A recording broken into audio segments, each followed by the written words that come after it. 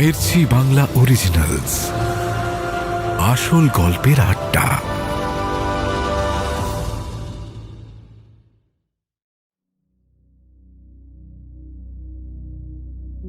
অনেকক্ষণ হলো ফোনটা বেজে কেটে যাওয়ায় দেয়াসিনী একটু অন্যমনস্ক হয়ে পড়েছিল। আবার ফোনটা বেজে উঠতেই দেয়াসিনী হাতে নিয়ে দেখল এবার দিঘি করছে। দিঘির কলটা কেটে ঘুরিয়ে তমসাকে কল করল দেয়াসিনী।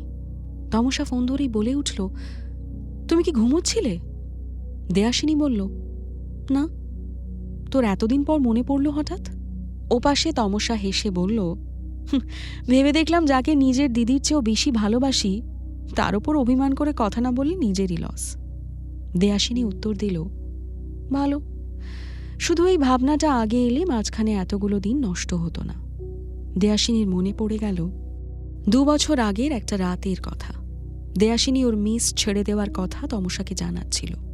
তমসা বলছিল ও কিছুতেই দেয়াসিনীকে ছাড়া থাকবে না। দেয়াসিনী ওকে অনেকভাবে বোঝানোর চেষ্টা করছিল। শেষে দেয়াসিনী বলেছিল ওদের সাথেই তমসাকে শিফট করে যেতে। তমসা তাতেও রাজি হয়নি। তারপর যে কটা দিন দেয়াসিনী মেসে ছিল তমসা ওর সাথে একটাও কথা বলেনি। বেরিয়ে আসার পর এটাই তমসার প্রথম ফোন দেয়াসিনীকে। ওপাশ থেকে তমসা এবার একটু উত্তেজিত হয়ে জিজ্ঞেস করলো, শোনো, এর মধ্যে কবে দেখা করতে পারবে বলো? দেয়াসিনী তমসার গলা শুনে জিজ্ঞেস করল, কি হয়েছে বলতো? জরুরি দরকারটা কি? তমসা বলল, দেখা করেই বলবো। দেয়াসিনী বলল, আমার বাড়িতেই চলে আয়। তমসা একটু ভেবে বলল, বাড়িতে না, ওখানে হবে না। বাইরে কোথাও?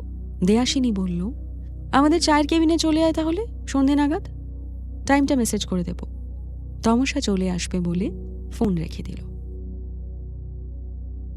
দেয়াসিনী তাড়াতাড়ি রেডি হয়ে নিল।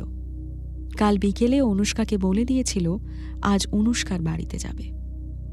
কিন্তু কাল রাতে শমিকের বাড়ি থেকে ফেরার পর আজ কোথাও যেতে ইচ্ছে করছিল না ওর। একরকম জোর করেই নিজেকে রাস্তায় বের করে আনলো দেয়াসিনী।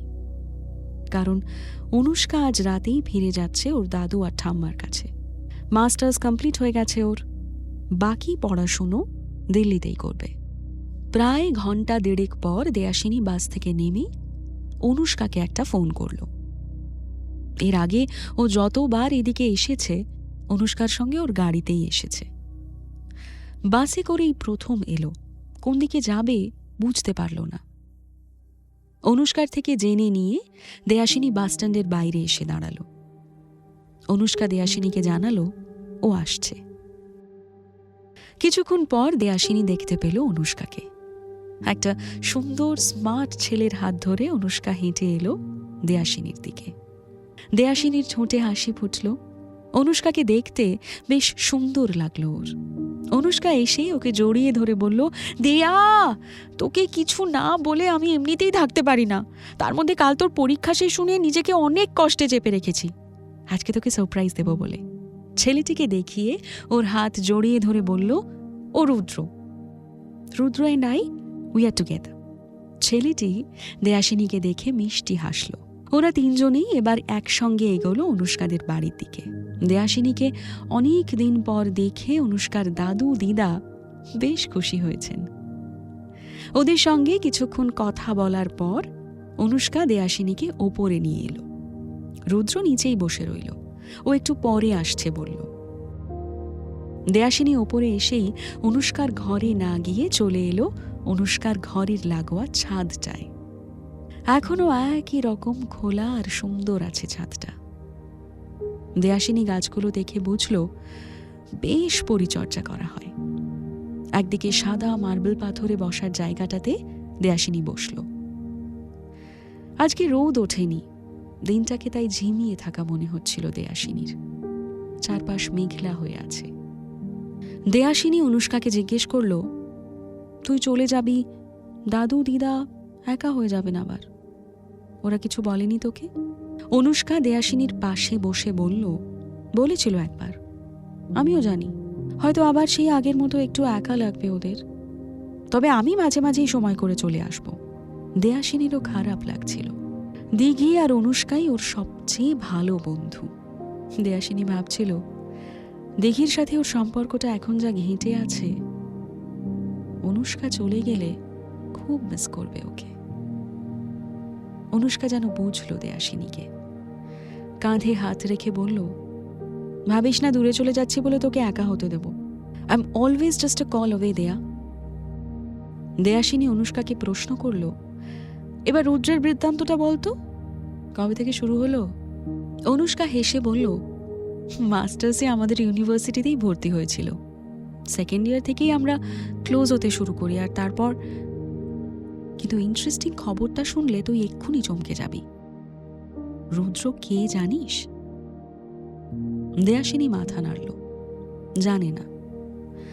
অনুষ্কা বলল, অভিকের ভাই। দেয়াশিনী চমকে যেতেও ভুলে গেল। ওর মাথার মধ্যে যেন একসঙ্গে অনেকগুলো ভাবনা পর পর এলো। অনুষ্কা ওকে প্রশ্ন করল, তুই জানিস অভিক কেমন? ও আসানসোলে কি কি করেছে? অনুষ্কার পাশ থেকে উঠে রেলিং ঘেঁষে দাঁড়ালো দেয়াশিনী। ও জানে অভিক একমাত্র ওকেই সবটা খুলে বলেছিল। অভিকের ওপর দেয়াশিনীর অনেকটা ক্ষোভ বা অভিমান কি আছে দেয়াশিনী জানে না। সেসব থাকলেও সেদিনের বলা অভিকের কথাগুলো দেয়াশিনী আজও বিশ্বাস করে। দেয়াশিনী ভাবল, অনুষ্কা হয়তো অভিককে বিশ্বাস করতে চাইবে না, কারণ অনুষ্কা ভাবে ভালো সুযোগ পেয়ে দেয়াশিনীকে ছেড়ে চলে গেছে অভিক। দেয়াশিনীকে চুপ করে যেতে দেখে অনুষ্কা ওর পাশে দাঁড়িয়ে বলল, বাদ দে ওর কথা, যে চলে গেছে তার কথা শুনে কি হবে? দেয়াশিনী বলল, আমি সবটা জানি। অভিকই বলেছিল আমায়। অভিককে আমি বিশ্বাস করি অনুষ্কা। ও খুব কষ্ট পেত ওর বাবা ঠাম্মা কাছের মানুষগুলোর জন্য। অনুষ্কা বলল, আমারও বিশ্বাস হচ্ছিল না। 3 বছর ওর সঙ্গে পড়েছি, তুই ছাড়া কারোর সঙ্গেই ও মিশতো না। আমার সাথেও কখনো খুব একটা বেশি কথা হয়নি, তবু ওকে আমার একটু অহংকারী মনে হয়েছে, রুডও লেগেছে। কিন্তু এরকমটা মনে হয়নি। রুদ্র বলল ওর বাড়িতেও সবাই ওকে আলাদা করে দিয়েছে। দেয়াশিনী আলতো স্বরে প্রশ্ন করল, রুদ্রকে এখানে রেখে চলে যাচ্ছিস, তোর কষ্ট হবে না? অনুষ্কা লাজুক হেসে বলল, কে বলল এখানে রেখে যাচ্ছি? আমরা একসঙ্গেই তো যাচ্ছি। এখানে শুধু একসঙ্গে থাকা হবে না। এখানে থাকলে ও এ বাড়িতে থাকলেও অসুবিধে হতো না, কিন্তু ওখানে ঠাম্মার দাদু যা ট্র্যাডিশনাল। সিঁড়ি দিয়ে একটু পরে রুদ্র উঠে এলো ওদের কাছে।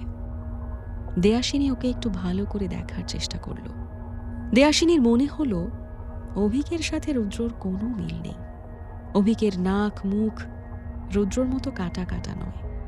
অভিকের চোখ দুটো সরল শান্ত, রুদ্রর চোখ ছটফটে। রুদ্রকে মানুষ হিসেবে বুঝে উঠতে পারল না দেয়াশিনী। রুদ্রর জন্য একটা চেয়ার আনতে অনুষ্কা নিজের ঘরে গেল। রুদ্র দেয়াশিনীর দিকে তাকিয়ে হাসল। দেয়াশিনী ভাবল, রুদ্র কি কিছু জানি ওর ব্যাপারে? অভিক যে দেয়াশিনীর বন্ধু সেটা নিশ্চয়ই জানে রুদ্র। ও দেয়াশিনীকে জিজ্ঞেস করল, পরীক্ষা কেমন হলো আপনার? দেয়াশিনী আলতো হেসে বলল, 3 মাস পরই বোঝা যাবে। রুদ্র বলল, আমি অনুর কাছে আপনার কথা শুনেছি, নিজেকে প্রায় ঘরবন্দি করে নিয়েছিলেন।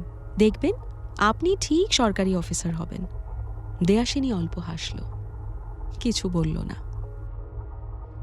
দুপুরের দিকে রিতম, টিনটিন আর খেয়াও এলো অনুষ্কার বাড়িতে। সবারই প্রায় অনেক দিন পর দেয়াশিনীর সঙ্গে দেখা হলো। দেয়াশিনীও পুরনো বন্ধুদের পেয়ে অনেকক্ষণ জমিয়ে আড্ডা দিল। বিকেলে দেয়াশিনীরা 4 বন্ধু, অনুষ্কা, রুদ্র আর অনুষ্কার দাদু দিদা সবাই মিলে 2টো গাড়ি নিয়ে এয়ারপোর্টে গেল। বেরোনোর আগে অনুষ্কা দেয়াশিনীকে একটু আড়ালে এনে জিজ্ঞেস করল, দিঘির কি কিছু হয়েছে জানিস? ফোন করলাম, কোনো কথাই বলল না। দেয়াশিনী কোনো উত্তর করল না। হঠাৎ ওর কি মনে হতে অনুষ্কার হাত ধরে বলল, অনুষ্কা, তুই একমাত্র হেল্প করতে পারিস অভিককে। রুদ্রর আগের প্রেমিকা যা বলেছিল সেটা সত্যি নয়, আমি জানি। তুই যদি রুদ্রকে নিয়ে ভবিষ্যৎ ভাবিস, আমার বন্ধু হিসেবে তুই সত্যিটা বের করার চেষ্টা করবি প্লিজ। অভিকের বাবা আর ঠাম্মা ছাড়া ওর আর কেউ নেই রে। আধো অন্ধকারে দেয়াসিনীর মুখ স্পষ্ট দেখতে পাচ্ছিল না অনুষ্কা। তবুও দেয়াসিনীকে চিনতে ওর অসুবিধে হচ্ছিল না, যে মুখে মুহূর্তের কোনো সংকীর্ণতাও কখনো দেখেনি অনুষ্কা। দেয়াসিনীর গালে হাত রাখল অনুষ্কা। দেয়াসিনী অনুভব করল অনুষ্কা অভিককে বিশ্বাস করেছে। অনুষ্কাদের সি অফ করে ফেরার সময় দেয়াসিনী মেসেজ করলো তমসাকে ওর দেখা করতে আসার কথা বিকেলে। দেয়াসিনী জানিয়ে দিল ও আর আধ ঘন্টার মধ্যেই পৌঁছে যাবে। তমসা এলো আরও আধ ঘন্টা লেট করে। দেয়াসিনী ওকে নিয়ে প্যারামাউন্টে ঢুকল। কলেজে পড়ার সময় দেয়াসিনী সময় পেলেই বন্ধুদের সঙ্গে এখানে আসত। এবার অনেক দিন পর এলো। তমসাকে দেখে বলল, একেবারে পাল্টে গেছিস, পড়াশুনো কেমন চলছে তোর? তমসা বলল, উফ, শুরুতেই পড়াশুনো চলছে। তারপর চোখ নাচিয়ে প্রশ্ন করল, কি পাল্টেছি বলো তো? দেয়াসিনী প্রশ্ন করল, এত রোগা হলি কিভাবে? তমসা শুনে যেন খুব খুশি হলো। বলল, বলছো? উফ, কি খুশি হলাম জানো, যা কেউ তো বলল। কতই কষ্ট না করছি সারা দিন রোগা হওয়ার জন্য। দেয়াসিনী হতাশার ভঙ্গি করলো ওর দিকে তাকিয়ে। কিছুক্ষণ আরও টুকটাক কথা বলার পর তমসা দেয়াসিনীকে একটা কার্ড এগিয়ে দিয়ে বলল, শোনো, যেটা বলার জন্য ডেকেছি, আমার দিদির বিয়ে সামনের সপ্তাহে, তোমাকে কিন্তু আসতেই হবে। দেয়াসিনী অবাক হয়ে প্রশ্ন করল, তুই আমাকে নিমন্ত্রণ করবি বলে ডেকেছিস? তমসা বলল, মানে না, আরেকটা কথা। তমসা চোখ সরু করে বলল, তোমার ভাইকে কাল রাতে আমার দিদির সাথে একটা পাবে ঢুকতে দেখলাম। কি কেস জানো? দেয়াদি, আমার দিদি কিন্তু সুবিধের নয়। তমসার কথা শুনে দেয়াসিনী প্রশ্ন করল, সুবিধের নয় মানে? তমসা উত্তর দিল, মানে আমার দিদি মারাত্মক অ্যাম্বিশাস, অ্যারোগেন্ট, প্রো ম্যাক্স আর লোকের ইমোশন একদম বোঝে না। দেয়াসিনী প্রশ্ন করল, কিন্তু তুই ওই পাবের ওখানে কি করছিলি? তমসা বলল, আরে আমি চাইনিজ খেতে ঢুকেছিলাম পাশের দোকানে। তুমি কি বলো তো, তোমাকে একটা ভয়ঙ্কর তথ্য দিলাম আর তুমি আমাকে নিয়ে পড়ে আছো। দেয়াসিনী বলল, ভয়ঙ্কর তথ্য? আচ্ছা, আসলে আমার ভাইয়ের সাথে তোর দিদির কিভাবে কন্ট্যাক্ট হলো, মানে কানেকশনটাই মাথায় ঢুকছে না আমার। তমসা বলল, আরে আমারও তো, কিন্তু আমি ভুল দেখিনি, 200% শিওর। দেয়াসিনী একটু ভেবে জিজ্ঞেস করল, তোর দিদি মিথ্যে বলে? তমসা উত্তর দিল, জাস্ট পারে না, ও জানে ও ভুলে যায়, তাই মিথ্যে বলে না। দেয়াসিনী বলল, তাহলে ভাই নিশ্চয়ই জানে ওর সামনে বিয়ে, জেনে বুঝে এগোবে না। আর তাছাড়া অন্য কিছুও তো হতে পারে, সবসময় সম্পর্কগুলো একদিকে ভাবার কি আছে? তমসা তাও চোখ মুখ কুঁচকে দেয়াসিনীর দিকে তাকিয়ে রইল। দেয়াসিনী ব্যাপারটাকে আর পাত্তা দিল না। আর তাছাড়া দেয়াসিনী ভাবল, ভাই কার সাথে মিশছে, কিভাবে মিশছে, সেটা নিয়ে দেয়াসিনী কি বা বলতে পারে ভাইকে। ওরা আর কিছুক্ষণ বসে বেরিয়ে এলো বাইরে। তমসা বারবার মনে করিয়ে দিল এই ইনভিটেশনের কথা। দেয়াসিনী তমসাকে সল্টলেকের বাসে তুলে দিয়ে নিজেও একটা বাস ধরল রাসবিহারীর। দেয়াসিনীর একবার মনে হলো, ভাইকে কি একবার জিজ্ঞেস করবে ও? তারপর আবার ভাবল, ভাই যথেষ্ট বড় হয়েছে, ভাইয়ের ব্যক্তিগত জীবন নিয়ে ভাই নিজে থেকে কিছু না বললে ও আর প্রশ্ন করবে না। তবে ও ঠিক করল, ভাইয়ের দেরি করে বাড়ি ফেরা নিয়ে আজকেই ভাইয়ের সাথে কথা বলবে। বাড়ির সামনে পিচের রাস্তাটায় ক্যাব থেকে নামলো নীলার্ক। এখান থেকে 6টা বাড়ি পরেই ওদের ফ্ল্যাট। এইটুকু রাস্তাতেই দুবার হোঁচট খেল নীলার্ক।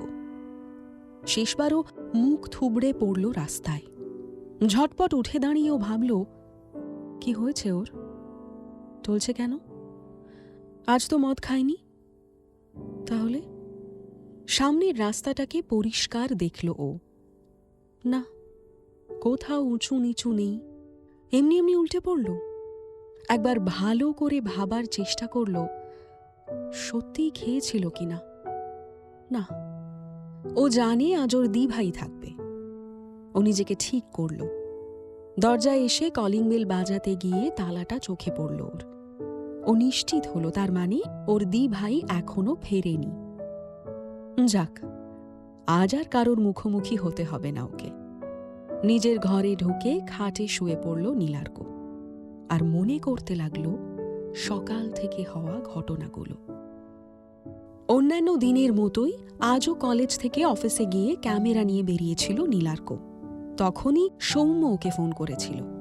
সিটি সেন্টারে শপিং করতে গেছিল সৌম্য। নীলার্ককেও তাড়াতাড়ি ডেকেছিল। ওখানে গিয়ে নীলার্ক জেনেছিল সৌম্য বিয়ে করছে সামনের সপ্তাহে। 1 মাস পরে সৌম্যর কানাডা চলে যাওয়ার কথা নীলার্ক জানে। কিন্তু বিয়ে? ওর একমাত্র বেস্ট ফ্রেন্ডের কাছে হঠাৎ এরকম একটা খবর পেয়ে প্রথমে অভিমান দেখালেও পরে খুশিতে নেচে উঠেছিল নীলার্ক। সবার জন্য শপিং করছিল ওরা। হঠাৎ সৌম্য বলেছিল আজই ওর বান্ধবীর সঙ্গে নীলার্ককে আলাপ করিয়ে সারপ্রাইজ দেবে নীলার্ককে। তারপর সারপ্রাইজটি হয়েছিল নীলার্ক নিজের প্রেমিকাকে অন্যের হবু বউ হিসেবে দেখে। এখনো মনে আছে ওর পুরো দৃশ্যটা। চোখ থেকে এক ফোঁটা জল গড়িয়ে পড়ল নীলার্কর। সৌম্য নীলার্ককে ফুডকোর্টে অপেক্ষা করতে বলেছিল। কিছুক্ষণের জন্য ওয়াশরুমে গিয়েছিল নীলার্ক। বেরিয়ে এসে সৌম্যকে ওর বান্ধবীর সঙ্গে দেখে ছুটে যেতে গিয়েও ও থমকে দাঁড়িয়ে পড়েছিল। সৌম্যর পাশে ইলোরাকে হাত ধরে উঠে আসতে দেখেছিল নীলার্ক। সৌম্য আলাপ করিয়ে দিয়েছিল ওকে ইলোরার সঙ্গে। আর ইলোরা? নীলার্ক দেখেছিল কি নিখুঁত অভিনয় করতে পারে ইলোরা। যেন এই প্রথমবার নীলার্ককে দেখল ইলোরা। ওরা 3 জন গিয়ে বসেছিল একটা টেবিলে। নীলার্ক যেন আর সহ্য করতে পারছিল না। বুকের ভেতর দরজাটা ধড়াস ধড়াস করে একবার খুলছিল, একবার বন্ধ হচ্ছিল। কি প্রবল তার শব্দ!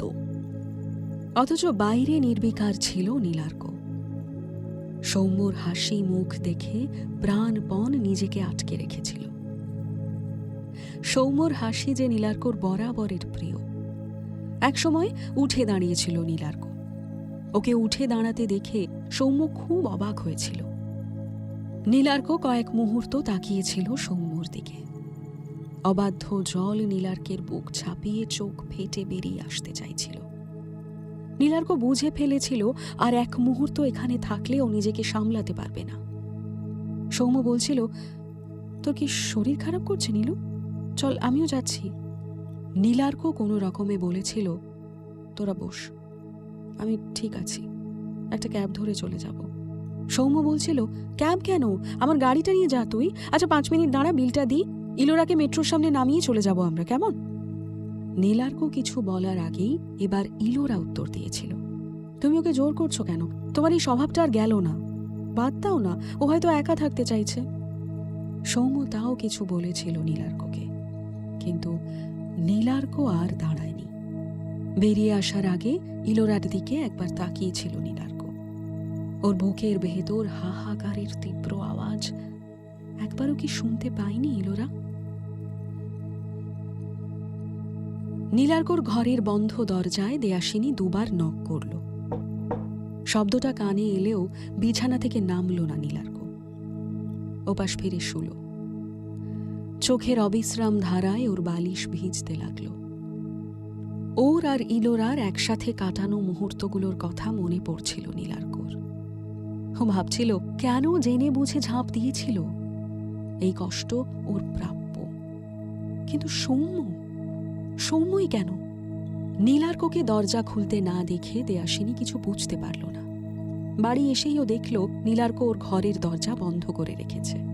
ও কতবার ডাকলো, কিন্তু একবারও নীলার্ক ঘর থেকে বেরোলো না। দেয়াসিনী নিজের ঘরে এসে ওর ভাইকে ফোন করলো। এবার রিং হয়ে কেটে গেল। দেয়াসিনী একবার ভাবল নীলার্ক কি ঘুমিয়ে পড়ল। ও আবার ওর ভাইয়ের ঘরের সামনে এসে গলা তুলল, কি রে, খাবি না? আমার খিদে পেয়েছে তো। অনেকক্ষণ দাঁড়িয়ে থেকে নীলার্কর কোনো সাড়া না পেয়ে দেয়াসিনী নিজের ঘরে ফিরে এলো। তারপর দেয়াসিনীর মনে পড়ল তমস্যার কথাগুলো। ও এবার চিন্তা করল, ওর ভাইয়ের কি কিছু হলো তাহলে? ও একটা টেক্সট করলো নীলার্ককে, খিদে পেলে যখন খেতে উঠবি তখন আমাকেও ডাকিস, আমি একা একা খাচ্ছি না আর। শুয়ে পড়ল দেয়াসিনী। ওর ভাইয়ের সাথে আজ কথা বলবে ভেবেছিল। অনেকদিন নীলার্কর সঙ্গে ঠিক করে কথা হয়নি দেয়াসিনীর। এতদিন সময় পায়নি। পড়াশুনো নিয়ে এত ব্যস্ত ছিল দেয়াসিনী, এক বাড়িতে থেকেও ওর ভাইয়ের সঙ্গে কতদিন প্রাণ খুলে কথা বলেনি। ওর ভাইয়ের জীবনে কি চলছে, কেমন আছে, ও কিচ্ছু জানে না। দেয়াসিনীর মনে পড়ল কখনো কখনো ওর বই পড়ার সময় নীলার্ক বাড়ি ফিরে দেয়াসিনীর ঘরে দরজার সামনে ঘুরঘুর করত। কিছু হয়তো বলতে চাইতো ভাই ওকে। দেয়াসিনীকে বই থেকে মুখ তুলতে না দেখে নীলার্ক ফিরে যেত। মায়ের সঙ্গেও কতদিন ঠিক করে কথা হয়নি ওর। দেয়াসিনীর মনে হলো বাবার না থাকাকে ঘিরে ওদের তিনজনেরই একটা অসীম শূন্যতার জায়গা আছে। নিজেকে প্রশ্ন করল দেয়াসিনী, মা আর ভাইয়ের থেকে নিজেকে এতদিন বিচ্ছিন্ন রেখে সেই শূন্যতাকে আর একটু কেউ বাড়িয়ে দেয়নি? ভাবতে ভাবতে চোখ লেগে আসছিল দেয়াসিনীর। ফোনটা হাতে নিয়ে একবার চেক করল। অনুষ্কার মেসেজ। ঠিক সময় পৌঁছে অনুষ্কা জানিয়েছিল দেয়াসিনীকে। রুদ্রকে মনে পড়ল দেয়াসিনীর। রুদ্র আর অনুষ্কাকে একসঙ্গে দেখে ভালো লাগছিল ওর। শমিকেরও একটা মেসেজ দেখতে পেল। দেখবে না করেও মেসেজ বক্সটাই প্রেস করে ফেলল। শমিক লিখেছে, দেয়াসিনী, আমার সব ভুল আমি তোর কাছে জমা রাখতে চাই। জানি ক্ষমা পেলে তোর থেকেই পেতে পারি একমাত্র। ওই মানুষটা আমি নেই, আর অনেকদিন আগে থেকেই নেই। ভুলগুলোকে পাল্টানোর সুযোগ নেই, কিন্তু যদি সুযোগ দিস, কোনোদিন করব না। দেয়াসিনীর শরীর বেয়ে বুক থেকে একটা কাঁপুনি উঠে এলো। কান্নাটা কেউ আটকাতে পারল না। শমিক, যাকে ও ভালোবাসলো, তার থেকে এত বড় আঘাত পেল দেয়াসিনী। এই দুটো দিনে দেয়াসিনী অনেকবার শমিককে ক্ষমা করতে চেয়েছে, ভরসা করতে চেয়েছে। ততবার দিঘিকে মনে পড়তেই ও আর নিজেকে সামলাতে পারেনি। দেয়াসিনী জানে না ও কি করবে। একদিকে ও শমিককে কাছে টেনে সবকিছু আবার নতুন করে শুরু করতে চায়। অন্যদিকে দেয়াসিনীর বারবার মনে হয় যতই শমিক অচেতন থাকুক, ঘুরে থাকুক, ওর বিশ্বাসটা শমিক রাখতে পারল না। আর এ কথা ভাবতে ভাবতেই একটা অসহনীয় কষ্ট দেয়াসিনীর বুকে ঝাপটা মারছিল। দেয়াসিনী জানে ওকে এবার একটা সিদ্ধান্ত নিতে হবেই। হয় ওকে শমিককে ভুলে যেতে হবে, ও আর শমিক দুজনে আলাদা হয়ে ভালো থাকবে, আর নয়তো শমিকের সাথে থাকতে হলে শমিককে পুরোপুরি মন থেকে ক্ষমা করতে হবে। দেয়াসিনী বিচ্ছেদ চায় না, কিন্তু শমিককে মেনে নিতে পারছে কই? ও জানে না ও কি পারবে কখনো শমিককে ক্ষমা করতে।